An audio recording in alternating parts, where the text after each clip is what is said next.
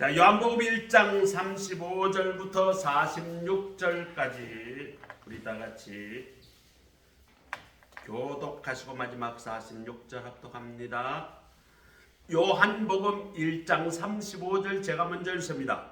또 이튿날 요한이 자기 제자 중 두 사람과 함께 섰다가 예수께서 가지심을 보고 말하되 보라 하나님의 어린 양이로다. 두 제자가 그의 말을 듣고 예수를 따르거늘 예수께서 돌이켜 그 다른 모습을 보시고 물으시되 무엇을 구하느냐 이르되 만나보여 어디 계시오니까 하니 랍비는 번역하면 선생이라. 예수께서 이르시되 와서 보라. 그러므로 그들이 가서 계신 데를 보고 그날 함께 가니 때가 10시쯤 되었더라.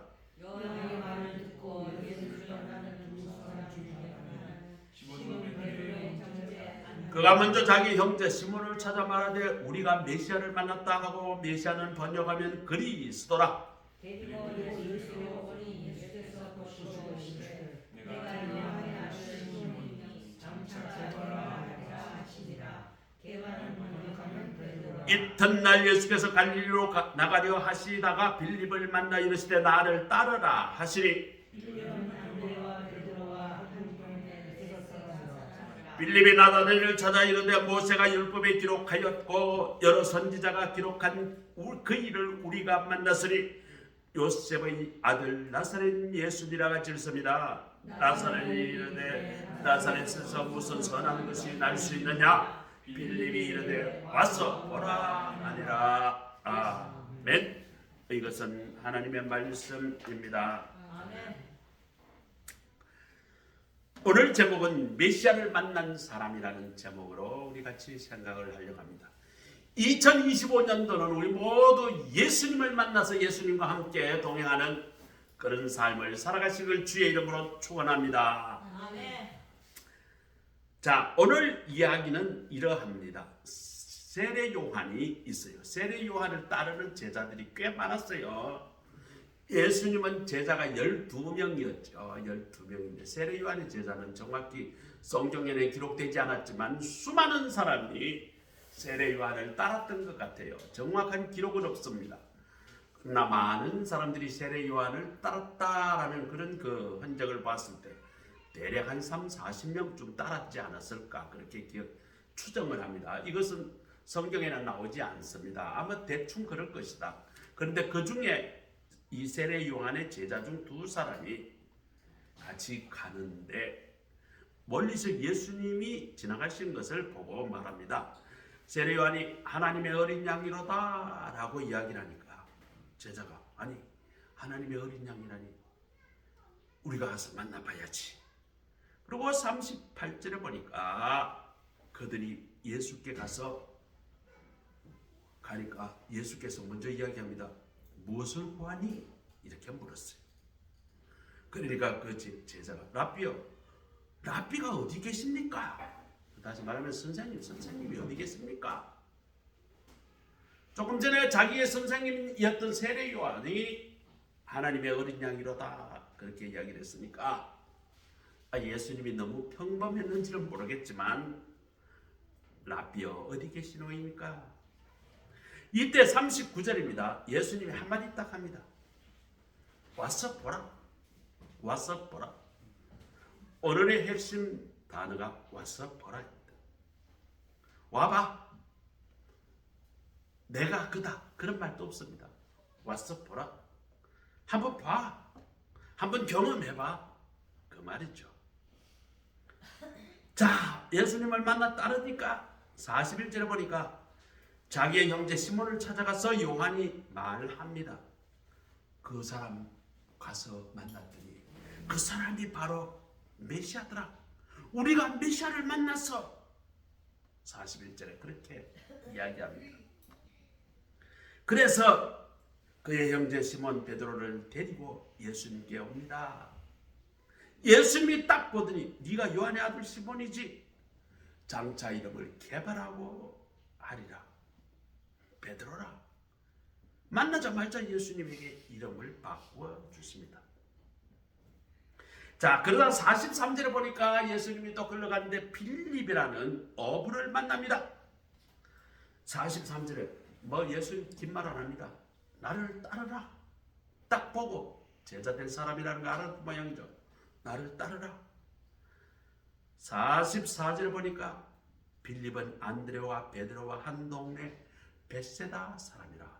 베세다라는 마을에 있는 같은 사람인데 다 어부예요. 이 사람들이 베드로도 안드레도 빌립도 다 같은 어부라 한 동네 사람이었다는 거죠.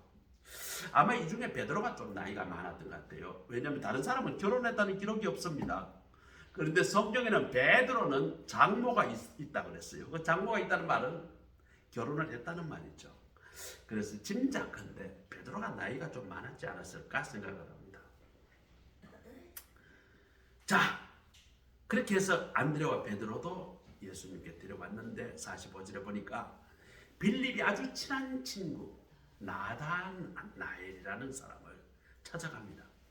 야, 나다나엘 친구야. 내가 오늘 진짜 아주 그냥 대단한 사람을 만났어. 모세 율법책에 기록되었고 여러 선지자가 그렇게 예언했던 그 사람을 오늘 내가 만났어. 그 사람이 바로 요셉의 아들 나사렛 예수더라. 나다나엘에게 그렇게 이야기합니다. 이 나다나엘은 다른 성경에는 그 마태복음에는 마가복음에는 바돌롬이라고 표현되어 있어요. 그런 같은 사람입니다. 이 사람은 매우 좀 유식하고 좀 이렇게 생각이 좀 많았던 그런 사람이에요. 자, 그런데 나다나엘이 나사렛 그 꼴짝이에 뭘 선하게 나오냐 그 동네 그릉뱅이나 나오고 아니면 깡패나 나오지. 나사렛에서 선한 게 나올 거 없어. 그때에 빌립이 이르되 46절 마지막에 뭐라고 하죠? 두말할 필요 없어. 와봐. 왔어. 보라. 딱 합니다. 예수님도 제자들 부를 때 뭐라고 그랬죠? 왔어. 보라. 예수님도 왔어. 보라. 빌립도 여러 두말할 거 없어. 내가 가서 만나보니까 그분이 바로 선지자가 예언한 바로 그분이야. 나다나엘이 나사렛에 뭐 그렇게 위대한 사람이 나왔을 거라 믿지 않아. 그때 빌립이 나다나엘에게 한 말이 오늘 설교의 핵심입니다. 와서 보라. 자, 오늘 이 이야기 이면에 어떤 이야기가 있을까 궁금하지 않아요? 읽어보면 그래, 예수님이 제자들을 만나고 와봐 따라 그렇게 하는 말인데 그 이면에 어떤 이야기들이 있을까? 자, 예수님을 만나고 난 뒤에 사람들이 극적으로 바뀝니다. 예수님을 만나니까 전혀 깨닫지 못하는 것이 깨닫고 보이지 않는 것들이 보이고 그 다음부터 이 사람들이 예수님의 제자가 되고 완전히 예수님의 사람으로 바뀌게 되는 거예요. 예수님을 만나면 그 인생이 바뀌는 것은 역사적으로 너무 많은 이야기입니다. 가정이 깨어지는 가정에 예수를 만나면 그 가정이 어떻게 된다고? 회복이 돼요. 미개한 나라가 예수님을 만나니까 선진국이 되는 나라가 우리나라입니다. 우리나라 조선시대는 양반 조금밖에 없고 대부분 뭐였다? 머슴과 종이었어요. 그래서 선교사들이 우리나라에 왔을 때 암흑의 나라다. 사람들이 자유가 하나도 없고 대부분의 사람들이 머슴과 종으로 살아가더라고요. 딸을 놓으면 어떻게? 종년으로 팔아버리고 아들을 놓으면 어떻게 돼? 머슴으로 팔아버리고 그런 암울한 나라. 몇몇 양반들만 모든 것을 착취하는 그런 나라였더라고요. 그런데 예수가 이 나라에 오니까 대한민국이 바뀌었다고. 지금 10대 선진국, 경제대국 9위 대한민국이 되었다는 거예요. 지금 세계는 말이죠. 독일 경제가 무너진다. 프랑스 경제가 무너진다. 지금 아우성입니다. 일본 경제는 이미 무너져서 한국이 역전했습니다. 1인당 GDP가 재작년 12월부로 우리나라가 일본보다 앞섰어요. 일본은 대절 초임이 대략 우리 돈으로 200에서 220만 원 받아요. 요즘 대한민국에서는 200만 원, 220만 원 주면 대학생들 아무 데도 안 갑니다. 일본은 그런데 30년 전에 그 월급이 아직도 오르지 않아요. 그런데 물가는 우리보다 5배, 6배 비쌉니다. 그러니 일본 사람들은 바깥에 나가서 점심 싸먹을 생각을 못해요. 차 끌고 다닐 생각을 못합니다. 그러니까 대부분 전철을 타고 다니고 점심 대신 도시락을 싸서 출근을 하는. 우리나라는 말이죠. 한때 도시락 싸서 출근할 때도 있었어요. 오래전에 뭐 언제부턴가는 슬그머니 도시락 사고 대부분 밥 사 먹는 그런 문화가 됐는데 회사에서도 밥을 잘 주고. 그런데 일본은 지금 그렇지 않아요. 예수를 믿고 나니 대한민국이 이렇게 바뀌었다. 지금은 말이죠. 좌파가 이 나라를 잡고 보니까 예수 믿는 교회를 공격해서 젊은이들이 다 지금 교회를 떠나요. 문재인 대통령 시대 때 완전히 교회가 이 사회에 악으로 몰아세워서 젊은이들이 다 교회를 떠나고 지금 통계적으로 젊은이들이 교회에 텅텅 비었어요. 젊은이들이 교회에 비니까 그 부모가 교회 안 나오니 애들이 교회를 하고 주일학교가 지금 다 무너지고 있습니다. 자, 이렇게 되면 어떻게 될까? 교회가 무너진 나라는 그 미래가 무너집니다. 지금 유럽이 딱 그 짝이에요. 유럽의 교회에 가면 교인들이 별로 없습니다. 할머니들 조금밖에 없어요. 지금 유럽이 무너지고 있어요. 특히 독일은 지금 암울합니다. 한 달 말이죠. 방 하나에만 전기를 켜는데 전기료가 110에서 150만 원 나옵니다. 방 하나만. 그래서 그 사람들이 겁이 나서 전열기를 켜지를 못해요. 그래서 말이죠. 여러 식구들이 전부 다 이불 속에 똘똘 끌어안고 그렇게 잠을 잔대. 우리 일제시대 때나 그렇게 했을까? 지금 이렇게 하나님을 버린 나라들이 어렵게 되는 것들을 우리가 볼 수 있어요. 예수님을 만나면 개인이고 국가고 사회가 바뀌게 되는 것입니다. 우리 모두는 사실은 우리 인생의 짐을 다 지고 살아가야 해요. 살아가야 합니다. 질병의 짐을 지고 가는 사람도 있고요. 치열한 생존 경쟁의 짐을 지고 가는 사람도 있고요. 또 재정적으로 돈 문제 때문에 짐을 지고 가는 사람도 있고요. 또 인간관계가 파괴되어 인간관계 때문에 힘들어하면서 살아가는 그 짐을 지고 가는 사람도 있고요. 어떤 사람은 자식 문제로 골머리를 앓으면서 그렇게 살아가는 사람. 수도 없는 많은 문제들에 많은 짐들을 지고 가는 것이 바로 우리 인생들입니다. 우리 인생들 짐 중에 제일 무거운 짐이 뭘까요? 바로 우리의 원죄, 죄의 짐입니다. 이 죄의 짐은 우리가 아무리 떨쳐버리려고 해도 이 죄의 속성이 나도 모르게 올라오게 되면 그 죄의 속성이 나의 인생을 파괴하게 됩니다. 그건 나도 어쩔 수가 없어요. 아무것도 아닌데 성질이 나고 아무것도 아닌데 이 죄의 성질이 발동을 해서 내 인생을 망가뜨리는 것이 죄의 짐입니다. 결국 그렇게 살아가면 어떻게 될까요? 망하는 것입니다. 그런데 우리의 모든 무거운 죄의 짐을 대신해서 짊어지신 분이 바로 하나님의 어린 양 예수님이십니다. 이 예수님을 만나서 우리의 죄의 짐이 사라질 때에 우리는 죄의 짐에서 벗어나게 되고 구원의 인생으로 바뀌게 되는 것입니다. 이 예수님을 만나야 우리는 변화될 수 있습니다. 2025년도 우리 모두는 예수님을 만나 새로운 인생의 길을 걸어가시는 우리 모두가 되시기를 주의 이름으로 축복합니다. 우리나라 선교 초기에 서상윤이라는 사람이 있습니다. 이 사람은 황해도 사람인데 황해도 해주 사람인데 황해도에서 나는 인삼을 가져다가 만주에다가 팔았어요. 그 인삼장수였죠.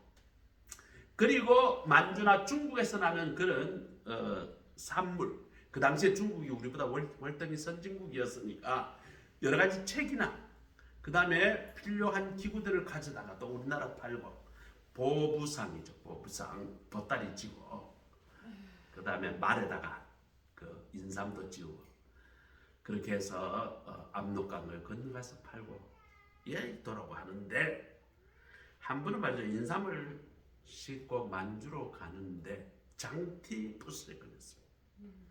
그때 장티푸스 그때가 31살인데 한국 사람이 이런 전염병에 걸리면 어떡할까요? 그때는 그냥 사람들이 버립니다. 왜? 전염당하니까.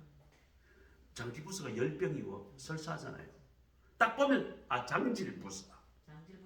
그러니까 우리가 영어로는 장티푸스라고 중국과 우리는 장질부사라고.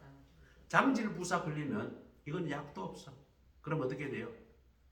사람을 대문 동네 바깥에다가 버립니다. 그러면 거기 앓다가 약도 안 먹고 버리면 음식도 못 먹으니까 거기서 시름시름 앓다가 대부분 죽어요. 죽으면 대부분 장질부사 걸려 죽은 사람은 병균 옮기는 것 때문에 불에 태워서 없애버립니다.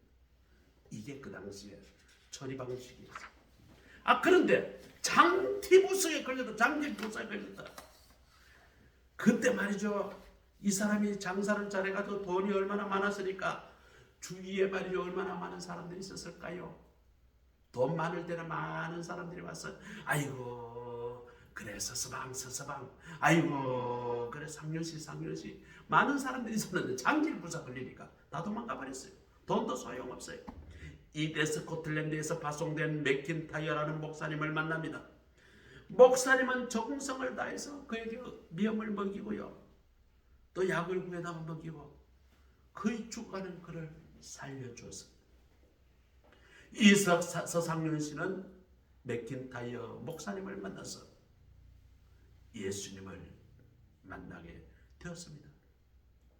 1년 만에 그런 세례를 받고 그의 인생이 바뀝니다. 이제는 돈의 문제, 장사의 문제가 아닙니다. 질병의 문제가 아닙니다. 인생이 완전히 바뀌었습니다. 그래서 말이죠. 이 맥킨타이어 목사님을 도와서 성경 번역 작업에 착수하게 됩니다. 그래서 말이죠. 로서 성경, 우리나라 최초의 번역 성경이 로서 성경.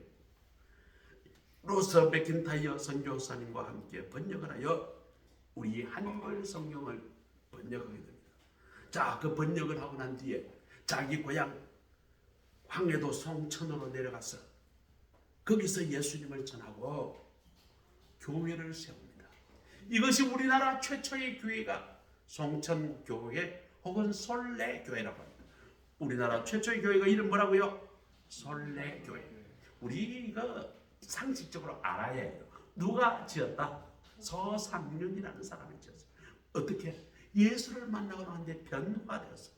그리고 말이죠. 우리나라의 서울의 최초의 교회가 또 어딜까요? 세문안교회입니다. 세문안교회도 이 사람이 세웠어요. 세문안서의 교회에 세우고 말이죠. 거기다 기와집을 사서 이 교회에다가 헌납을 하고 그 다음에 14명이 세례를 받는데 모두 서상륜 씨가 전도했던 사람들. 그리고 이분이 말이죠. 전국으로 다니면서 전도합니다. 황해도, 평화도, 심지어 부산까지 가서 전도하며 그렇게 교회를 세웁니다. 아마 부산이 최초의 부전교회가 그럴 건데 그 교회도 아마 이서상륜 씨가 전도해서 아마 그렇게 세웠을 것이다 생각을 합니다. 정확지는 않아요. 어쨌거나 이 사람은 전국적으로 다니면서 평생 장로로서 예수님을 전하며 우리 대한민국 이 역사에 아주 위대한 인물로 되는 것입니다. 나중에 언더우드 선교사님이 말이죠. 이서상륜 장로가 나이가 많아서 서울에 귀가할 때 언더우드 선교사님이 이 사람을 위해서 자기 고향에 지었던 그 솔레교회 그것보다 더 큰 집을 기와집을 사서 선물로 주었다. 그런 기록이 있습니다. 서상륜 장로님은 물론 아파서 예수님을 만났지만 예수님을 만나고 난 뒤에 180도로 바꿔 새로운 사람이 되었습니다. 그러므로 여러분, 예수님을 만난 나의 근심의 짐, 걱정의 짐, 죄의 짐, 이 모든 짐을 세상 죄를 지고 가는 어린 양 예수님께 우리에게 다 맡기는 우리 모두가 되시기를 바랍니다. 십자가 앞에 다 내려놓고 평강의 인생길을 가는 우리 모두가 될 수 있기를 간절히 소원합니다. 아멘. 자, 이게 뭐 컴퓨터가 잘 안 넘어가네요. 자, 그다음 두 번째로는 우리 집사람들 찍어서 올려야 돼. 예, 조금 기다려줄게요. 찍었어요? 자, 두 번째로는 예수님이 말이죠. 오늘 뭐라고 제자들을 불렀을까요? 39절에 예수께서 이르시되 와서 보라. 예수님을 다른 사람에게 초청할 때요, 예수님을 이렇게 좋습니다, 저렇게 많이 설명이 필요 없습니다. 한마디, 와서 보라. 예수님을 와서 한번 경험을 해보라. 이것이 그 메시지가 대단하다는 거죠. 빌립도 자기 친구 나다나엘에게 전도할 때 무슨 말을 합니까? 뭐 설명을 하니까, 야, 나사렛에서 뭐 그렇게 선한 게 나겠어. 그때 빌립이 뭐랍니까? 한마디 합니다. 아니, 와서 봐, 와서 봐. 내 말로 다 설명 못하겠어. 와서 봐. 빌립의 소개로 나다나엘은 결국 예수님을 찾아갑니다. 나다나엘을 데리고 간 예수님. 그 나다나엘은 예수님을 만나고 난 뒤에 변화가 됐어요. 나다나엘은 예수님을 만난 후 당신은 하나님의 아들이요, 당신은 이스라엘의 임금 1호소이다, 이렇게 고백을 하고 예수님을 영접했습니다. 우리가 예수님을 전할 때에 너무 많은 걸 설명하려고 하지 마세요. 논리적으로 뭔가를 설명하려고 하지 마세요. 예수 믿지 않는 사람은 이미 예수를 내가 안 받아들이겠다라는 그런 방호벽을 치고 있기 때문에 논리적으로 설명한다고 되는 게 아니에요. 그때 어떻게 하냐? 아니야, 왔어 봐. 그냥 와서 경험을 해봐. 이것이 효과적입니다. 오늘 우리는 주변 사람들에게 와서 봐. 예수를 한번 와서 경험해봐. 간단한 메시지로 복음을 전하는 우리 모두가 되시기를 바랍니다. 사마리아 여인도 요한복음 4장에 보면 이 여인이 말이죠, 매우 영적으로 갈급한 여자입니다.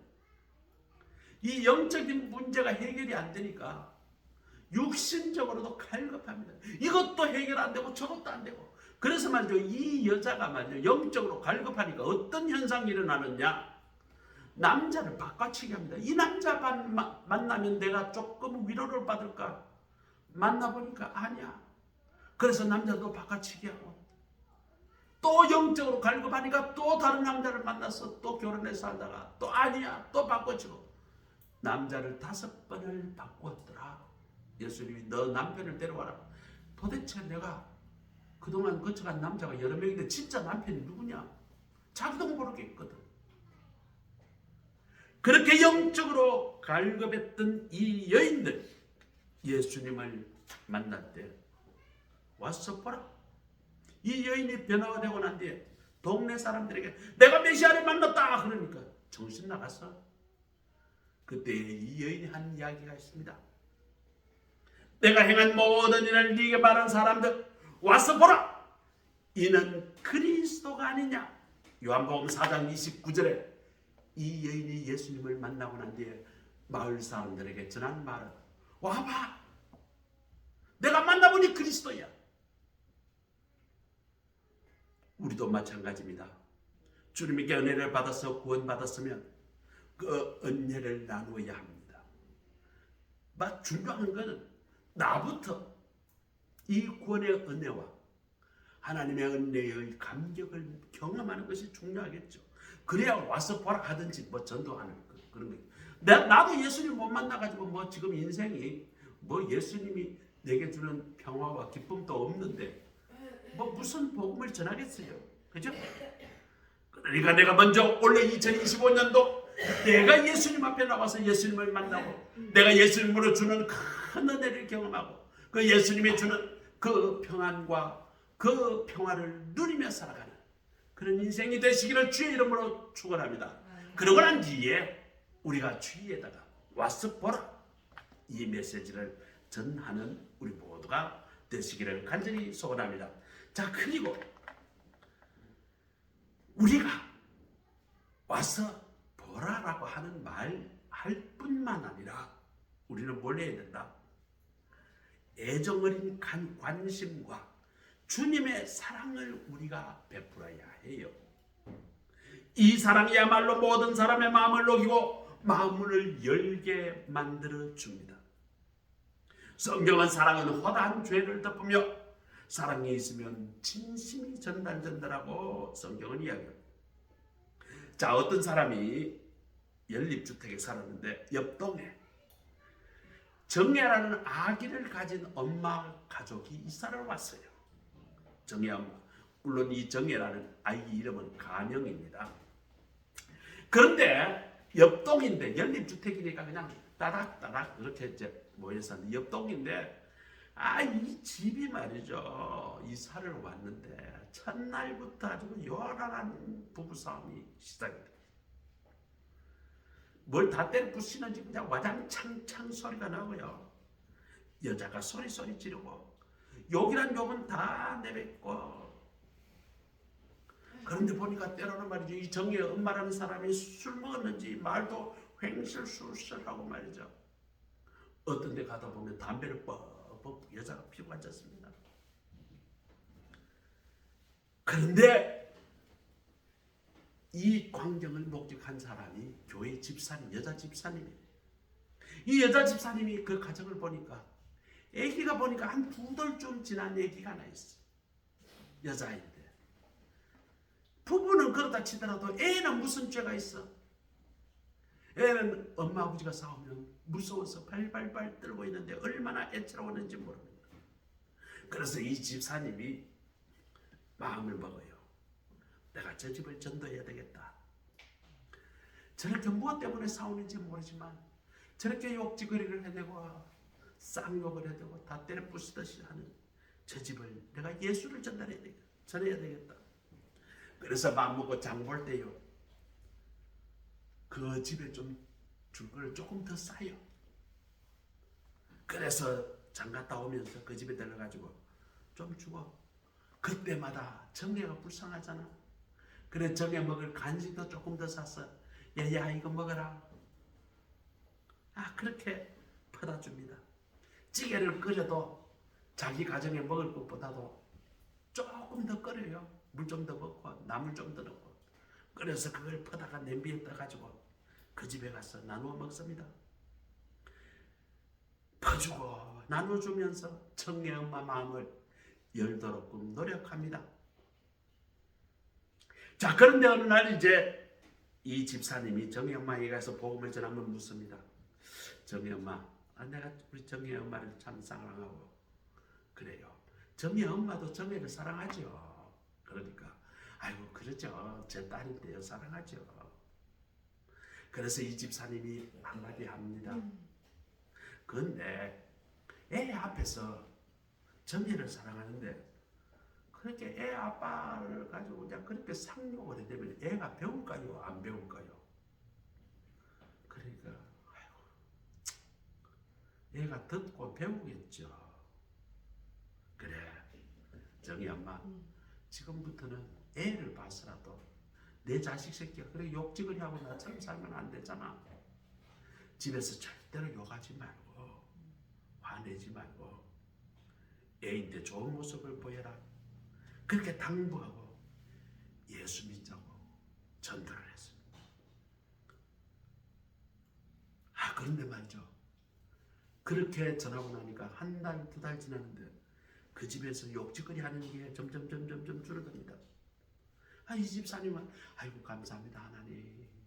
저 집에서 오늘도 안 싸우네요. 기도를 계속합니다. 그런데 어느 날 말이죠. 정희 엄마가 정예를 안고 이 집사님 집에 놀러 왔어요.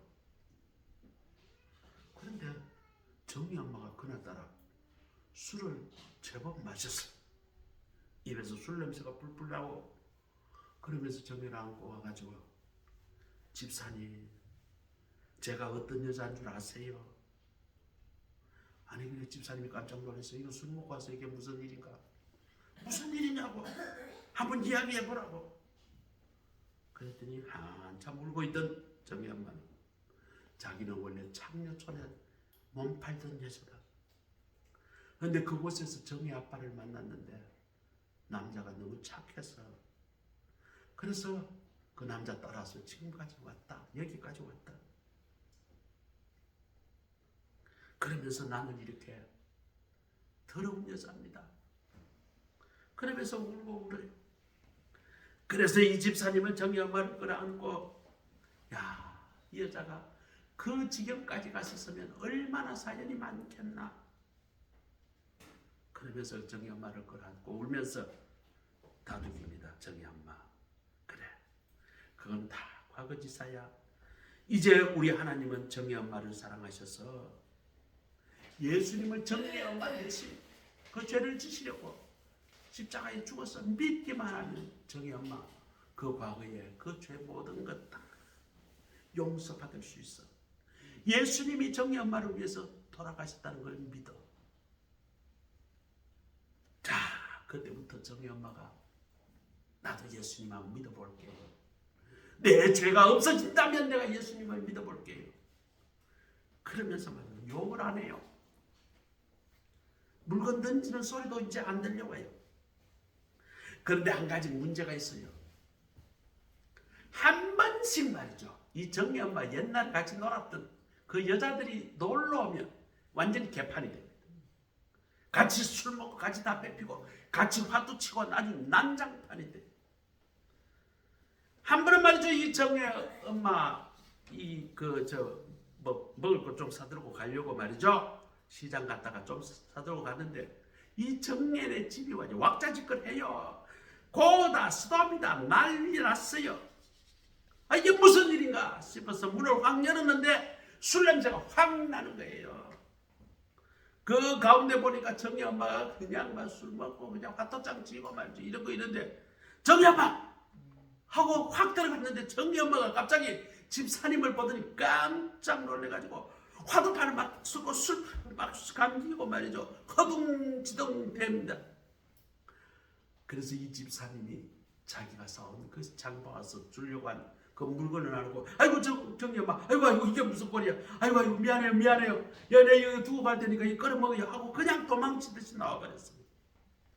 가슴이 얼마나 아프던지. 거실에 앉아가지고 기도합니다. 무릎을 꿇고 기도합니다. 하나님, 정희 엄마 이제 예수 믿으려고 이제 시작하는데 저 나쁜 사람들 어울리지 않게 하시고 나쁜 습관 끊게 해주옵소서. 정희 엄마 불쌍합니다. 정희도 불쌍합니다. 정희 아버지도 불쌍합니다. 하나님 도와주옵소서. 막 이렇게 기도하는데 말이죠, 이 정희 엄마가 조심스럽게 찾아와요. 그리고 이 집사님 옆에 앉아가서 꾹꾹 웁니다. 집사님, 나 이런 사람이에요.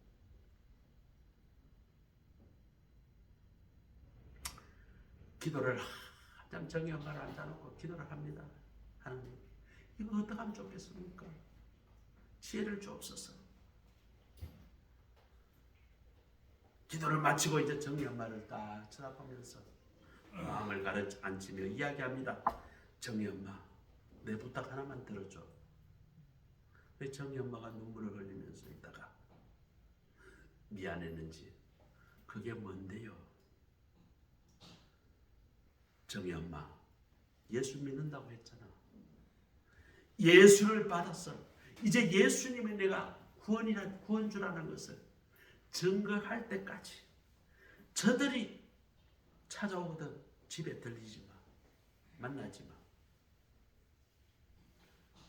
그 사람들 만나면 다시 옛날로 돌아가. 이제 예수님을 만나 새 사람이 되어야지. 저 사람들 만나지 마. 그랬더니 정희 엄마가 그래 보겠다고 하는 거예요. 그날부터 정희 엄마는 일단 말이죠, 그 친구들을 딱 멀리합니다. 그 친구들 안 찾아오니까 술 딱 끊고 담배 끊고 화도 치는 건 이제 칠 일도 없죠. 사람이 있어야지. 점점 그렇게 살아가니까 정희 엄마 얼굴이 술 끊고 담배 끊고 밥 잘 먹으니까 얼굴이 점점 피어요. 그리고 마음이 점점점 기뻐오는지 전에 없던 인상도 펴지고 그리고 살도 토동토동 붙고요. 그리고 얼굴에 미소가 생기기 시작합니다. 그런데 어느 날 말이죠. 저녁쯤 됐는데 정희 엄마가 급히 집사님 하고 뛰어오는 거예요. 정희 아빠가 요즘 당신 참 너무 좋아져서 좋다고 하면서 맥주 한 잔 같이 먹자고 맥주를 사왔는데 집사님 이거 먹어야 돼요? 말아야 돼요? 집사님 나한테 술 먹지 마라 그랬는데 남편이 와서 먹자 그러는데 이거 어떻게 그랬더니 이 집사님이 이야기합니다. 아니 절대로 마시지 마라. 이때까지 정희 아빠한테 얼마나 실수를 말했냐. 술 먹고 그렇게 개구신 짓 많이 했는데 이제는 달라져야지. 정숙한 모습을 보여줘. 성령께서 아마 정희 엄마 마음을 붙들어 주시니까 잘 해낼 수 있을 거야. 그리고 돌려보냈습니다. 알겠어요 집사님, 그렇게 할게요. 그런데 그 다음날 아침이 되니까 정희 엄마가 그냥 후다다다닥 뛰어와가지고 말이죠. 집사님 정희 아빠가 이번 주부터요 교회 가겠대요. 이러는 거예요. 아니 무슨 말이냐, 어떻게 된 거냐 했더니 전날 밤 정희 아빠가 맥주 사갖고 왔어. 한 잔 같이 만주자 그러는데 이 정희 엄마가 냉장고에서 사이다를 딱 꺼집어내면서 남편에게는 맥주를 따라주고 이렇게 합니다. 당신은 맥주 마셔요. 나는 술 안 먹는 여자예요. 사이다를 먹겠어요. 이러는 거예요. 그러면서 애교를 살살 떨고 술을 거부하니까 정희 아빠가 깜짝 놀라는 거예요. 이게 무슨 일이냐. 당신이 이때까지 술 잘 먹고 담배 피고 내가 잘 하는데 어떻게 술을 그렇게 끊었어? 여보, 내가 오래전부터 예수님을 믿고 내가 변화됐어. 내가 술 안 먹기로 이제 작정했어.